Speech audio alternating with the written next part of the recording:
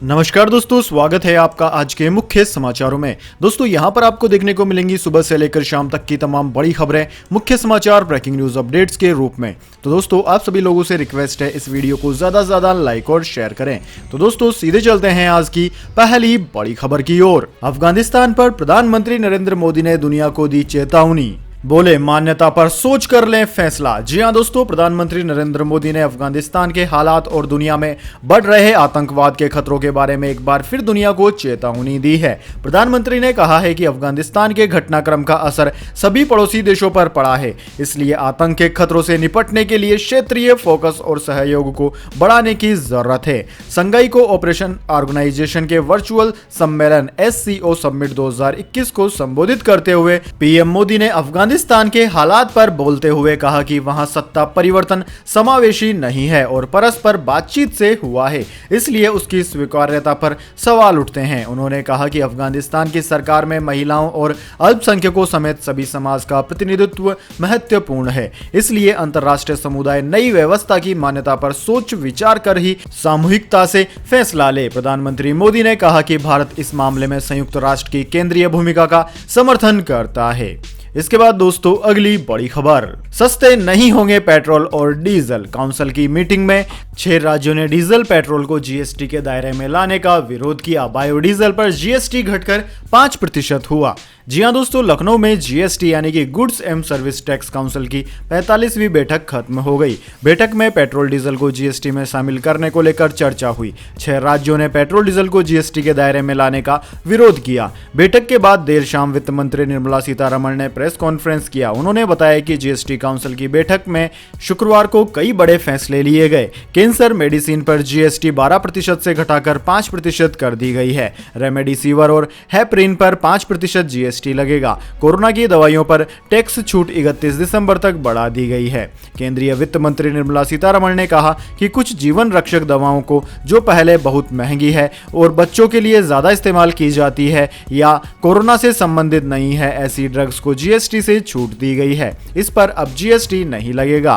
जोलगैंसा और वेल्टेस्पो ऐसी ही 2 महत्वपूर्ण ड्रग्स है। वहीं दोस्तों बताया जा रहा है कि बैठक में बायोडीजल पर GST घटाकर 5% करने को मंजूरी मिली है। मेटल पर GST 5% से बढ़ाकर 18% कर दिया गया है। बैठक को लेकर वित्त मंत्री निर्मला सीतारमण ने प्रेस कॉन्फ्रेंस भी किया। इससे पहले पेट्रोल डीजल को GST में दायरे में लाने के नाम पर कई राज्य इसके विरोध में खड़े हो गए थे। उत्तर प्रदेश, महाराष्ट्र, कर्नाटक, झारखंड, छत्तीसगढ़, केरल समेत ज्यादातर राज्यों ने पेट्रोल और डीजल को GST के दायरे से बाहर ही रखने को कहा है। ऐसे में यह प्रस्ताव खारिज हो सकता है। वैसे दोस्तों अगर पेट्रोल और डीजल को GST के दायरे में लाया जाए तो पेट्रोल 28 रुपए और डीजल 25 रुपए तक सस्ता हो सकता है। इसके बाद दोस्तों अगली बड़ी खबर, प्रधानमंत्री मोदी के जन्मदिन पर कोरोना वैक्सीनेशन का नया रिकॉर्ड, पहली बार लगे 2 करोड़ से ज्यादा एक दिन में टीके। जी हां दोस्तों, प्रधानमंत्री नरेंद्र मोदी के जन्मदिन के अवसर पर देश ने वैक्सीनेशन अभियान में नया रिकॉर्ड कायम किया। एक दिन में पहली बार 2 करोड़ से अधिक कोरोना के टीके लगाए गए। दोस्तों कोरोना वैक्सीनेशन में महत्वपूर्ण भूमिका निभाने वाले कोविन प्लेटफॉर्म के जरिए से 2 करोड़ से अधिक लोगों का टीकाकरण होने की जानकारी मिली है। कोविन के अनुसार अब तक सुबह से शाम करीब 5 बजे तक 2 करोड़ लोगों का टीकाकरण हो चुका था। यह पहली बार है जब एक दिन में इतना अधिक टीकाकरण किया गया। सरकारी सूत्रों का कहना है कि सरकार अक्टूबर मध्य तक 1 अरब टीके लग जाने की उम्मीद कर रही है। इसमें पहली और दूसरी डोज दोनों शामिल है। इसके बाद दोस्तों अगली बड़ी खबर, न्यूजीलैंड ने रद्द किया पाकिस्तान का दौरा। पहला वनडे शुरू होने से 30 मिनट पहले लिया फैसला। पाकिस्तानी प्रधानमंत्री इमरान खान की कोशिश भी हुई फेल। जी हां दोस्तों, न्यूजीलैंड क्रिकेट टीम ने सुरक्षा कारणों का हवाला देते हुए पाकिस्तान का दौरा रद्द कर दिया है। कीवी क्रिकेट बोर्ड ने रावलपिंडी में पहला वनडे शुरू होने से 30 मिनट पहले ही यह फैसला लिया। इस दौरे पर 3 वनडे और 5 T20 मैच खेले जाने थे।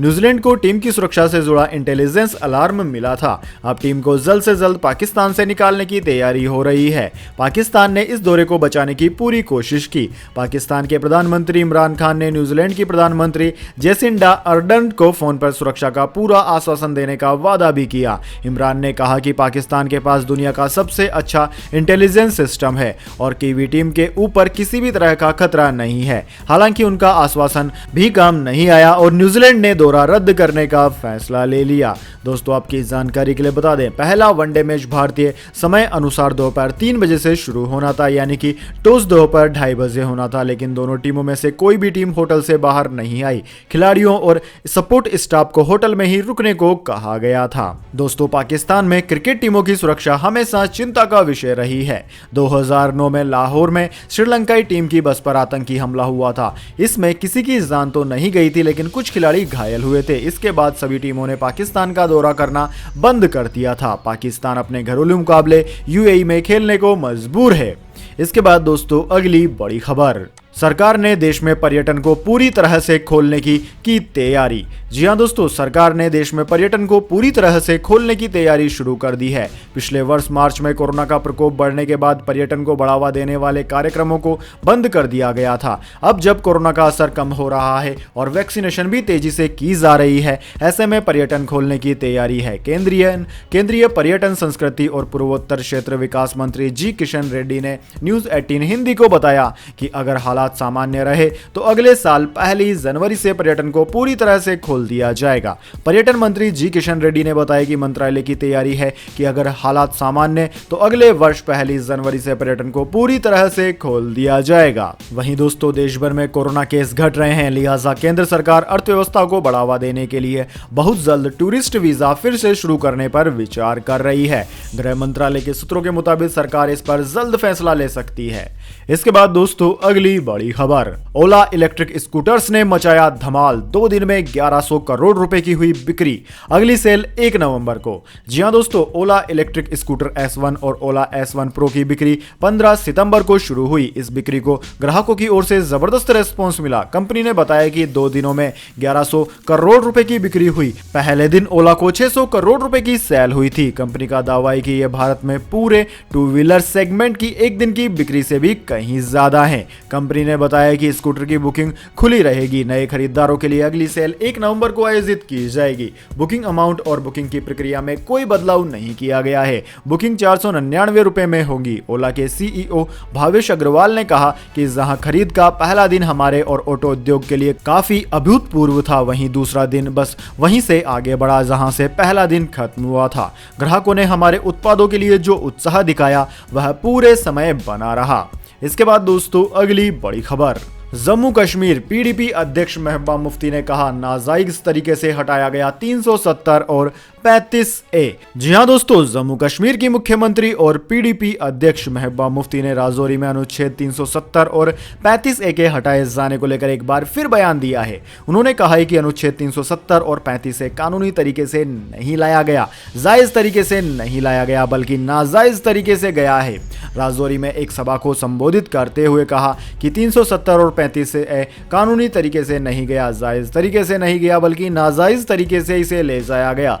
डाकू जो चीज लूट कर ले जाता है वो उसकी नहीं होती, उसे वापस लाना होता है। दुनिया में कोई चीज नामुमकिन नहीं है। महबूबा मुफ्ती ने कहा कि हमें निराश नहीं होना चाहिए। उन्होंने कहा कि मुझे यकीन है कि एक वक्त आएगा जब न केवल अनुच्छेद 370 और अनुच्छेद 35 फिर से बहाल किया जाएगा, बल्कि सरकार यह कहने पर भी मजबूर होगी कि उन्होंने गलत किया था और वो पूछेंगे कि हम जम्मू कश्मीर के लिए और क्या चाहते हैं। वैसे दोस्तों, आपकी जानकारी के लिए बता दें, 5 अगस्त 2019 को केंद्र की नरेंद्र मोदी सरकार ने जम्मू कश्मीर के लिए विशेष प्रावधान वाला अनुच्छेद 370 खत्म कर दिया था। इसके साथ ही सरकार ने जम्मू कश्मीर राज्य को विभाजित कर जम्मू कश्मीर और लद्दाख के रूप में 2 केंद्र शासित प्रदेशों का गठन कर दिया था। इसके बाद दोस्तों, अगली बड़ी खबर, चीन का अजब फैसला, विदेशी विचारधारा से प्रभावित न हो जाएं बच्चे, इसलिए बैन किए प्राइवेट ट्यूटर। जी हां दोस्तों, चीनी सरकार ने अपने एक और फैसले से तानाशाही और सनक का परिचय दिया है। देश की कम्युनिस्ट सरकार ने हाल ही में प्राइवेट ट्यूटर्स को यह कहते हुए बैन कर दिया कि इससे बच्चे विदेशी विचारधारा से प्रभावित हो सकते हैं। अब इसे लेकर देश भर में अभिभावकों ने सरकार के खिलाफ प्रदर्शन शुरू कर दिया है। विशेषज्ञों का कहना है कि चीनी सरकार ने यह निर्णय प्राइवेट सेक्टर पर निगाह रखने और सरकारी स्कूलों को बढ़ावा देने के लिए किया है, लेकिन इसके पीछे की मंशा यह भी है कि अगर बच्चे सिर्फ सरकारी स्कूलों में पढ़ेंगे तो वो वैसा ही सोच सकेंगे जैसा चीनी सरकार चाहती है। यानी चीनी सरकार की मंशा छोटे बच्चों के मस्तिष्क पर कंट्रोल करने की है। हांगकांग पोस्ट नाम के अखबार ने कई एक्सपर्ट से बातचीत कर चीनी सरकार के निर्णय की तह तक जाने की कोशिश की। माना जा रहा है कि चीनी सरकार नहीं चाहती है कि किसी भी रूप में देश के छात्रों को पश्चिमी देशों की विचारधारा विचारधारा का ज्ञान हो। सरकार का मानना है कि प्राइवेट स्कूलों के जरिए बच्चों पर अन्य देशों द्वारा दखल भी दिया जा सकता है। इसके बाद दोस्तों अगली बड़ी खबर, रोहित को उप कप्तानी से हटाना चाहते थे कोहली। सेलेक्टर्स के सामने विराट ने रखा था प्रस्ताव, पंत और राहुल के नाम की थी पेशकश। जी हां दोस्तों, विराट कोहली ने गुरुवार को टीम इंडिया के T20 फॉर्मेट की कप्तानी छोड़ने का ऐलान कर दिया। कोहली अक्टूबर में होने वाले T20 वर्ल्ड कप के बाद इस फॉर्मेट की कप्तानी छोड़ देंगे। हालांकि वे टेस्ट और वनडे मैचों के कप्तान बने रहेंगे। कोहली ने सोशल मीडिया पर पोस्ट शेयर कर कप्तानी छोड़ने के फैसले की जानकारी दी और सभी को हैरानी में डाल दिया। विराट ने कप्तानी छोड़ने के ऐलान के बाद एक चौंकाने वाली खबर भी सामने आ रही है। जी हां दोस्तों, न्यूज एजेंसी PTI के सूत्रों के मुताबिक विराट कोहली उप कप्तानी के पद से रोहित शर्मा को भी हटाना चाहते थे। विराट लिमिटेड ओवर्स में रोहित को उप कप्तानी से हटाने के प्रयास के साथ चयनकर्ताओं के पास गए थे। भारतीय कप्तान का ऐसा कहना था कि रोहित अब 34 साल के हो गए हैं, ऐसे में वनडे में KL राहुल और T20 में ऋषभ पंत को उप कप्तान बनाया जाना चाहिए। हालांकि कोहली का यह प्रस्ताव बोर्ड को पसंद नहीं आया, क्योंकि उनका मानना था कि विराट वास्तव में अपना कोई उत्तराधिकारी नहीं चाहते हैं। इसके बाद दोस्तों अगली बड़ी खबर, राहुल गांधी ने कहा राष्ट्रीय बेरोजगार दिवस की जरूरत ही नहीं पड़ती अगर बीजेपी सरकार रोजगार के अवसर पैदा करती। जी हां दोस्तों, कांग्रेस नेता राहुल गांधी ने आज एक बार फिर बेरोजगारी के मुद्दे पर केंद्र की मोदी सरकार को निशाने पर लिया। उन्होंने ट्वीट करके कहा राष्ट्रीय बेरोजगार दिवस की जरूरत ही नहीं पड़ती अगर बीजेपी जनता के लिए काम करती, मित्रों के लिए नहीं। बता दें दोस्तों आपकी जानकारी के लिए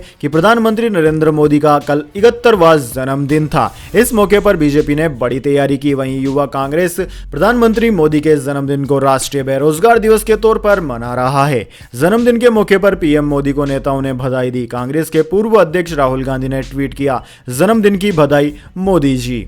भारतीय युवा कांग्रेस के अध्यक्ष श्रीनिवास BV की अगुवाई में संगठन के नेताओं और कार्यकर्ताओं ने दिल्ली में बेरोजगारी एवं महंगाई के मुद्दे पर मार्च निकाला। इस मौके पर श्रीनिवास ने आरोप लगाया कि नरेंद्र मोदी सरकार की गलत नीतियों के कारण जनता पर बेरोजगारी और महंगाई का दोहरा बोझ पड़ रहा है। इसके बाद दोस्तों जान लेते हैं पूरी दुनिया और भारत में क्या है कोरोना महामारी की ताजा स्थिति। सबसे पहले दोस्तों बात करते हैं पूरी दुनिया की। तो दोस्तों पूरी दुनिया की बात की जाए तो पूरी दुनिया में इस वक्त तक इस महामारी से संक्रमितों का आंकड़ा 21,94,56,000 को पार कर गया है, जबकि दोस्तों इस महामारी से मरने वालों की संख्या 45,47,000 के पार है। इस महामारी से सर्वाधिक प्रभावित देशों की बात की जाए तो उनमें America, India, Brazil, United Kingdom, Russia, France, Turkey, Iran, Argentina, Colombia, Spain, Italy, Indonesia, Germany, Mexico, Poland आदि देशों का नाम आता है। अब दोस्तों इन सब के बाद में बात कर लेते हैं क्या है भारत में इस वक्त इस महामारी के हालात कैसे हैं। लेकिन उससे पहले मेरी आपसे एक छोटी सी रिक्वेस्ट है, अगर दोस्तों आपको अभी तक हमारी न्यूज़ पसंद आई है तो इसे एक छोटा सा लाइक ज़रूर दे दें, और अगर आपको पसंद नहीं आई है तो बेशक आप डिसलाइक भी कर सकते हैं। लेकिन दोस्तों लाइक और डिसलाइक ज़रूर कीजिए, क्योंकि दोस्तों यही हमारी मेहनत का फल होता है और इसी से हमें पता चलता है कि आपको हमारी वीडियो पसंद आ रही है या नहीं। तो दोस्तों जल्दी से जान लेते हैं क्या है भारत के हालात। दोस्तों भारत में इस वक्त तक इस महामारी से संक्रमितों का आंकड़ा 3,33,81,000 को पार कर गया है, जबकि दोस्तों इस महामारी से मरने वालों की संख्या 4,44,000 के पार है। इस महामारी से सर्वाधिक प्रभावित राज्यों की बात की जाए तो उनमें महाराष्ट्र, केरला, कर्नाटक, तमिलनाडु, आंध्र प्रदेश, उत्तर प्रदेश, वेस्ट बंगाल, दिल्ली, ओडिशा, छत्तीसगढ़, राजस्थान, गुजरात, मध्य प्रदेश आदि राज्यों का नाम आता है। वहीं दोस्तों फिलहाल भारत में सबसे ज्यादा प्रभावित राज्य केरला है। केरला में हर रोज लगभग 20,000 से ज्यादा नए मामले सामने आ रहे हैं। इसके बाद दोस्तों अगली बड़ी खबर, चीन के बाद रूस का भी तालिबान को सपोर्ट, पुतिन ने कही यह बात। जी हां दोस्तों, अफगानिस्तान में तालिबान की वापसी के साथ ही कई देश ऐसे हैं जो तालिबानी सरकार को मान्यता नहीं दे रहे हैं। वहीं कुछ देशों ने तालिबान के साथ बेहतर संबंधों की तरफ कदम बढ़ा दिए हैं। चीन और पाकिस्तान के बाद अब रूस भी तालिबान से सकारात्मक रिश्ते की पहल कर चुका है। रूस के राष्ट्रपति व्लादिमीर पुतिन ने हाल ही में कहा कि रूस को तालिबान के साथ मिलकर काम करना होगा। पुतिन ने चीन और रूस के नेतृत्व वाले सुरक्षा ब्लॉक शंघाई सहयोग संगठन की बैठक में यह बात कही। तजाकिस्तान की राजधानी दुशांबे में आयोजित सम्मेलन में पुतिन ने वीडियो लिंक के सहारे अपनी बात रखी थी। पुतिन ने कहा कि रूस ने अफगानिस्तान को लेकर संयुक्त राष्ट्र सम्मेलन में समर्थन दिया है। इसके अलावा दुनिया के प्रभावशाली देशों को भी अफगानिस्तान के हालातों को स्थिर करने पर विचार करना ही चाहिए। दोस्तों आपकी जानकारी के लिए बता दें, चीन के बाद रूस एक ऐसा शक्तिशाली देश है जिसने तालिबान को खुलेआम सपोर्ट किया है। इसके बाद दोस्तों अगली बड़ी खबर, यूपी चुनाव से पहले अखिलेश यादव का बड़ा ऐलान, सत्ता में आने पर करेंगे विश्वकर्मा जयंती पर छुट्टी। जी हां दोस्तों, उत्तर प्रदेश में अगले साल होने जा रहे विधानसभा चुनाव यूपी असेंबली इलेक्शन 2022 से पहले उत्तर प्रदेश के पूर्व मुख्यमंत्री और सपा प्रमुख अखिलेश यादव ने बड़ा ऐलान कर दिया। शुक्रवार को विश्वकर्मा जयंती के मौके पर अखिलेश यादव ने दोबारा सत्ता में आने पर विश्वकर्मा जयंती पर छुट्टी घोषित करने का ऐलान किया है। इतना ही नहीं, उन्होंने कहा कि अगर उत्तर प्रदेश में सपा की वापसी होती है तो वो गोमती रिवर फ्रंट पर भगवान विश्वकर्मा का मंदिर बनाएंगे और विश्वकर्मा बोर्ड का गठन भी करेंगे। सपा प्रमुख ने योगी सरकार पर तंज कसते हुए कहा कि बारिश से बड़ी संख्या में लोगों की जान गई और नुकसान हुआ। एक ही बारिश में सरकार के इंतजामों की पोल खुल गई। जी मीडिया से बातचीत में उन्होंने एक बार फिर यह दावा किया कि साल 2022 में उत्तर प्रदेश में सपा की ही वापसी होगी। इसके बाद दोस्तों अगली बड़ी खबर, गोल्ड सिल्वर प्राइस टुडे, सस्ता हुआ सोना खरीदने का है बेहतरीन मौका। जी हां दोस्तों, पिछले सत्र में बड़ी गिरावट के बाद आज भारतीय बाजारों में सोने और चांदी की कीमतों में कमजोरी बरकरार है। MCX पर सोना वायदा मामूली गिरावट के साथ 46,050 रुपए प्रति 10 ग्राम पर रहा। वहीं चांदी की बात की जाए तो चांदी 0.26% की तेजी के साथ 61,233 रुपए प्रति किलोग्राम पर रही। अंतर्राष्ट्रीय बाजार की बात करें तो दोस्तों अंतर्राष्ट्रीय बाजार में सोना $1754 प्रति ओंस रहा, जबकि चांदी $22.93 प्रति ओंस पर सपाट रही। इसके बाद दोस्तों अगली बड़ी खबर, सेंसेक्स 125 अंक फिसला, 17,600 के नीचे बंद हुआ निफ्टी।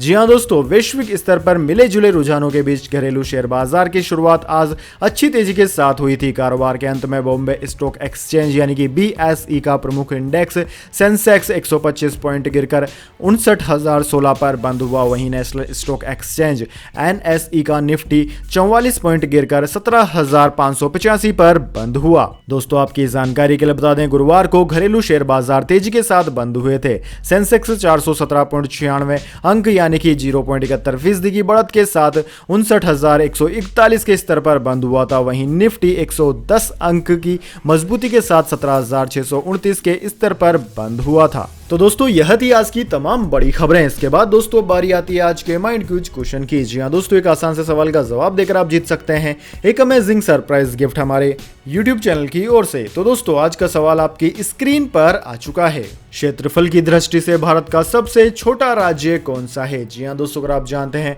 भारत के सबसे छोटे राज्य का नाम तो जल्दी से कमेंट बॉक्स में लिख दीजिए। अगर दोस्तों आपका जवाब होता है एकदम सही और आप चले जाते हैं लक्की विजेता के रूप में, तो आपको मिल सकता है एक अमेजिंग सरप्राइज गिफ्ट हमारे YouTube चैनल की ओर से। तो दोस्तों जल्दी से अपना उत्तर कमेंट बॉक्स में लिख दीजिए और वीडियो को लाइक कर लीजिए और चैनल को सब्सक्राइब करके बेल आइकन जरूर से दबा लीजिए और अगर हो सके तो अपने दोस्तों और मित्रों के साथ हमारे YouTube चैनल को शेयर भी करिए ताकि उन्हें भी हर रोज की प्रमुख खबरें सुबह सुबह ही देखने को मिल जाए। धन्यवाद। वंदे मातरम। जय हिंद, जय भारत।